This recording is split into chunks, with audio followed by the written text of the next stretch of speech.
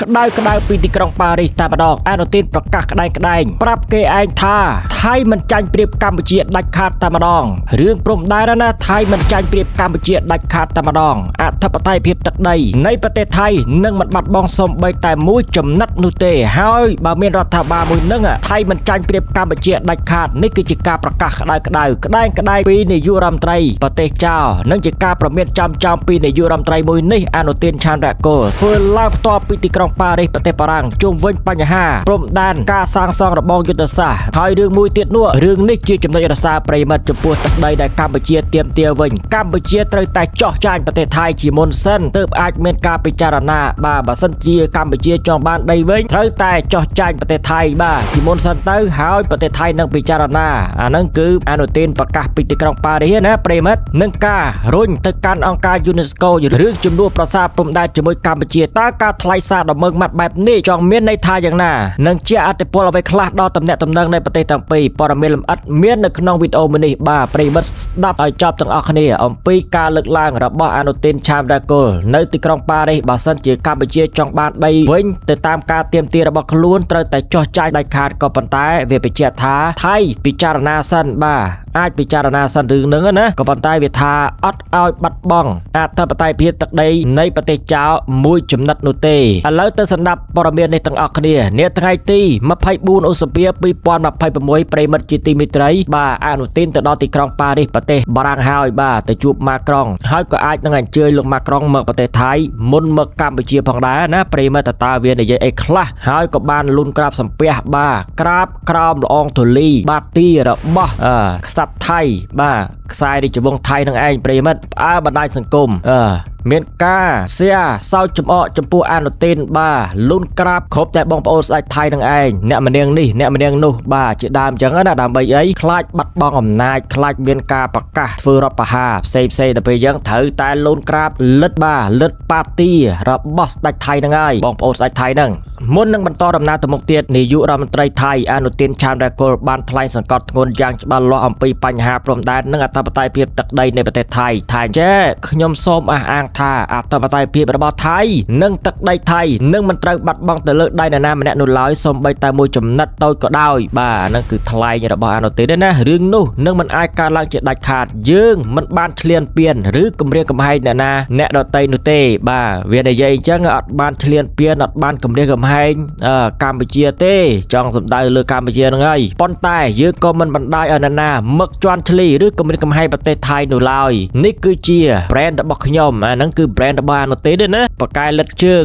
ដែលជាអ្វីដែលធ្វើឲ្យខ្ញុំទទួលបានការទុកចិត្តពីប្រជាពលរដ្ឋថៃទាំងអស់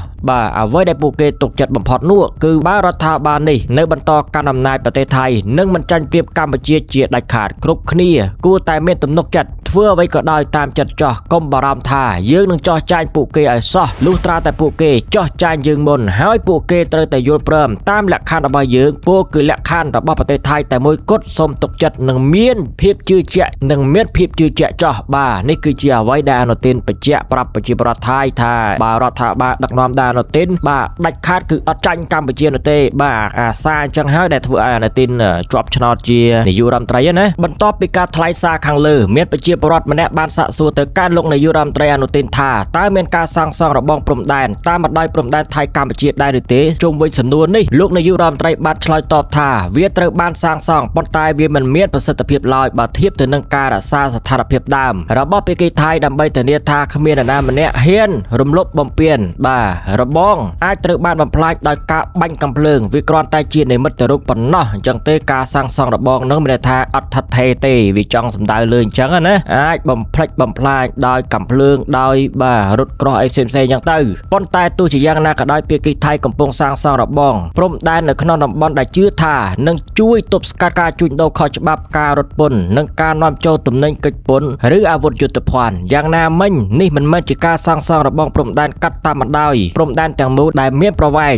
2000 ទៅ 3000 គីឡូម៉ែត្រនោះឡើយអញ្ចឹងទេវាអត់សង់របងព្រំដែនទាំងអស់ទេចង់និយាយចេះថាសង់មួយផ្នែកអញ្ចឹងណាលោកបានបន្តទៀតថាការសាងសង់របងចន្លោះតំបន់ដែលមានសារៈសំខាន់ជាយុទ្ធសាស្ត្រគឺមិនទាន់គ្រប់គ្រាន់នោះទេគ្រាន់តែមានរបងគឺមិនទាន់គ្រប់គ្រាន់ឡើយវាដូចជាផ្ទះនីមួយៗដែលមានរបងប៉ុន្តែចោលនៅ តែអាចចូលបានដដែលអ្វីដែលសំខាន់គឺត្រូវធានាថាការបើពួកគេចូលមកហើយពួកគេមិនអាចចាក់ចែងទៅវិញបានឡើយប្រទេសថៃនឹងបង្ហាញឲ្យអ្នករាល់គ្នាឃើញថាថៃមានរបងរចនាសម្ព័ន្ធប៉ុន្តែជារបងដែលគួរភ័យខ្លាចសម្រាប់អ្នកដែលមានបំណងបងប្រាថ្នាមិនល្អចំពោះប្រទេសថៃបាទប្រទេសណាដែលមានបំណងអត់ល្អដាក់ប្រទេសថៃប្រិយមិត្តនិងអ្នកដែលព្យាយាមឆ្លងដែនខុសច្បាប់ចូលមកនេះជាអ្វីដែលរដ្ឋាភិបាលកំពុងតម្រង់ទិសដៅលោកបានបញ្ជាក់បន្ថែមថាភាគីថៃមានបញ្ហាជាមួយរដ្ឋាភិបាលនិងប្រព័ន្ធរដ្ឋបាលរបស់កម្ពុជាប៉ុន្តែមិនមានបញ្ហាជាមួយប្រជាជនឬប្រព័ន្ធគ្រប់គ្រងរបស់ពួកគេឡើយដោយទុកឲ្យរដ្ឋាភិបាលរបស់ពួកគេជាអ្នកចាត់ចែងទៅចោះហើយនេះមិនមែនជារឿងស្អប់ខ្ពើមឬការធ្វើទុកបុកម្នេញលើប្រជាជនកម្ពុជានោះទេលើពីនេះទៅទៀតនោះគេបានទម្លាយដឹងផងដែរថាការពីម្សិលមិញមានការពិភាក្សាវែកញែកជាមួយអគ្គនាយកនៃអង្គការ UNESCO អំពីបញ្ហាដែលថាប្រសិនបើកម្ពុជាស្នើសុំឲ្យមានការចុះសង្កេតប្រាសាទនានាដែលជាស្ថានីយបេតិកភណ្ឌពិភពលោកដែលរងផលប៉ះពាល់ដោយសារការប៉ះទង្គិចគ្នារវាងថៃនិងកម្ពុជានោះអង្គការ UNESCO ក៏ត្រូវតែចុះសង្កេត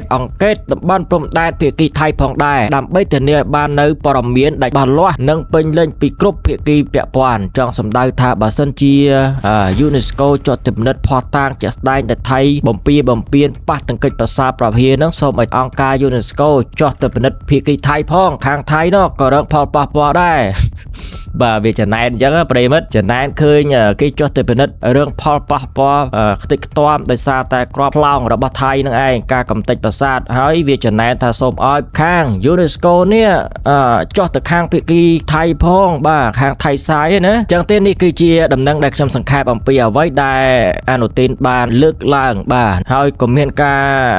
ផ្ទុះភ្លុកទឹកភ្លុកដីតាមរយៈរូបថតមួយសន្លឹកដែលអនុទានក្រាបអោន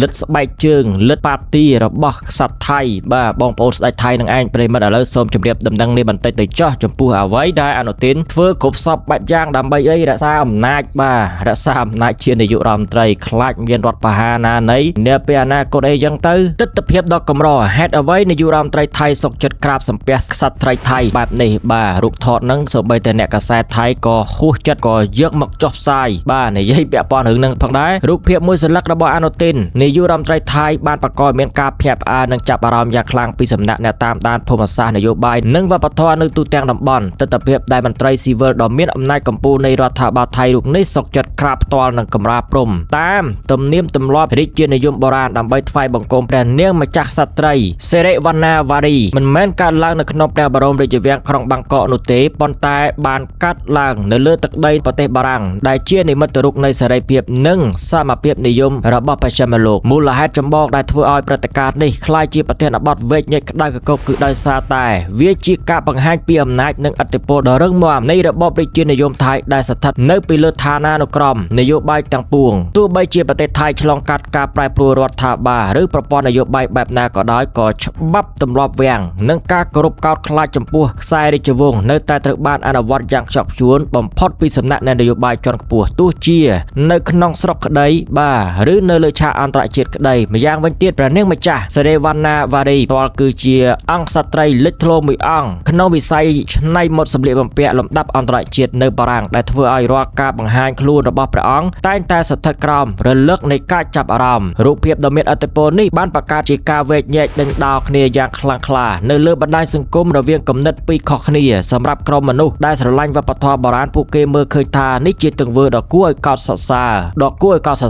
បាទសម្បីតែរដ្ឋមន្ត្រីថៃមួយចំនួននៅក្រោយពនាងហ្នឹងក៏ហាក់បីដូចជាមានការភ្ញាក់ផ្អើលផងដែរបាទលោកសៀសាក់រៀងមើលអនុទានធ្វើរដ្ឋថ្នាក់ហ្នឹងណាបាទហើយមនុស្សស្រីម្នាក់ដែលនៅពីក្រោយនោះហាក់បីដូចជា surprise បាទនាយករដ្ឋមន្ត្រីថៃទៅសំពះ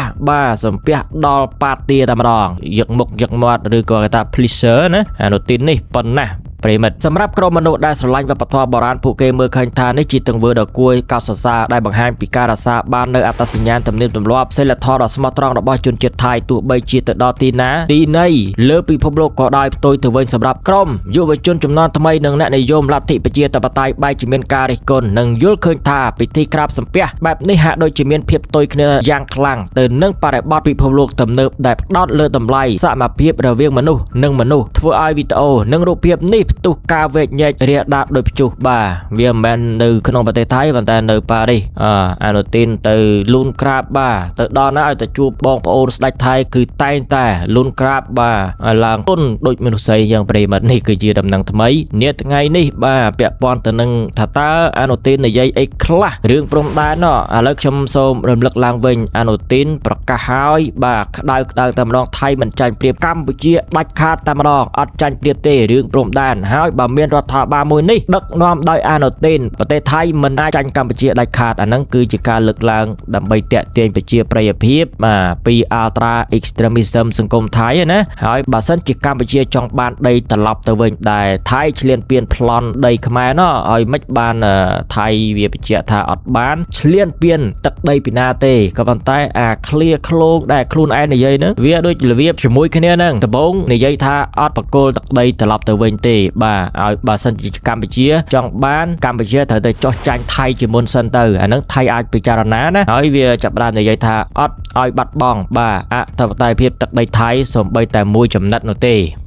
ចុះប្រិមិត្តពុកម៉ែបងប្អូនទាំងគ្នាយល់ឃើញយ៉ាងណាដែរចំពោះការលើកឡើងរបស់នាយករដ្ឋមន្ត្រីថៃអនុទានឆានរ៉េកូលនាយករដ្ឋមន្ត្រីកណ្ដាលជុកឆា You know Militago នេះបាទអាចបញ្ចេញទស្សនៈបងប្អូនទាំងគ្នានៅខាងក្រោមហើយប្រិមិត្តសូមបើកមើលចោលបន្តិចបើសិនជាចង់ផ្សព្វផ្សាយពាណិជ្ជកម្មនៅលើ Channel ឬក៏ Facebook របស់ខ្ញុំអាច contact បាទតាក់ទងមកខ្ញុំផ្ទាល់ណាជាប្រចាំខែបាទតម្លៃសមរម្យធូរថ្លៃបាទបំផុតប្រិមិត្តអាចតាក់ទងមកបានអាហ្នឹងគឺ sponsor បើសិនជាចង់ដាក់នៅក្នុងវីដេអូមួយហ្នឹង